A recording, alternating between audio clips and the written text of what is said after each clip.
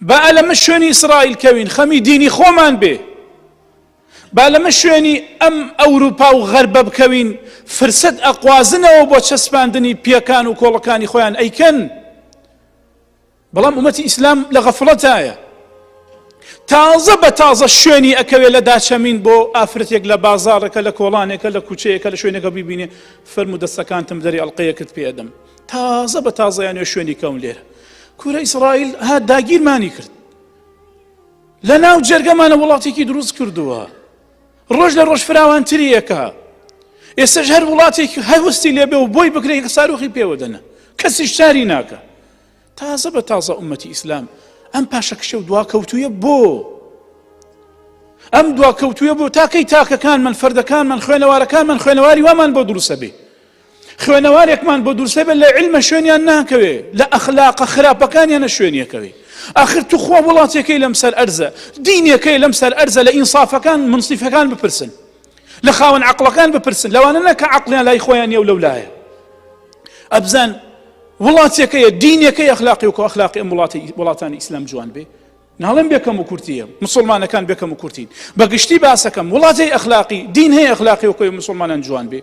دەی فەرموو بێی جوانیەکەت بفرۆشی تۆ بە خراپیەکەی ئەوان لە باشەکەی شوێنیان نەکەوی. ئەم دۆڕانە بۆ صدق رسول الله صلى الله عليه وسلم أفرأى لو دخلوا جحر ضب لدخلتموه برناو كوني بزن مجكوا يعني كاري بدروشت قيزون بد آكار نقنجاو كالبر وكو كوني بزن مجكا كالبر وبياي دروي بيكن والله شوين يندكون أقر كوتنا شوكي جبيه بو أوي ألقيك بيشكشي آفرت يبكي والله شوين يكون وأسفا بو أمتي إسلام لما شوين يكوي بەڵام بە کامێرایەکی ئەوروپی تەسویرێکە، خۆزگە بە کامێرایەکی خۆ دروست کردایە تەسویری خۆتت بکردایە، تا بتایە ئەشەد و مسەقەفی، ئەشەد و پێشکەوتووی،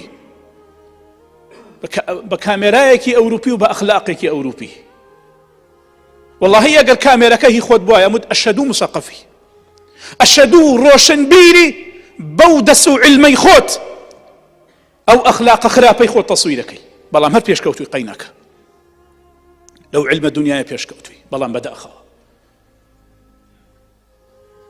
بو فيسبوكي كبكاري هينيا تخوا طلبة كان من شرم ناكن طلبة كان يزان كومان بارهم ويانو لو انيك ناخن انه بيج ناكون بو خويان بو قليان بو ولاتيان بو دينيان فيسبوك يك بكاري هينيا كطلبة يزان كو دايناو جوجل بكاري هينيا طلبة يزان كو كان اوان دايناو لا يمش بيشكوتنا كان لشيء لا زۆرێک لە زانکۆکان و لە زۆرێک لە تەڵەبەکان پێشکەوتنەکە ئەوەیە پنتۆڵەکەی بدڕێوەکو ئەو تەسریحەکەی قژیوەکەوەی ئەوان بێ بزان ئەوان چیەکە ناوە تەسەڵفکە وەڵسوکەوتکە وەکەئەنەهو ئەم شەڕ و ئەم حەربەی لە دژی موسڵمانان و ئیسلامەکانە کرێ لە گوێی گایە خەوتووە ئەم کەسە ئاگای لە هیچ نییە.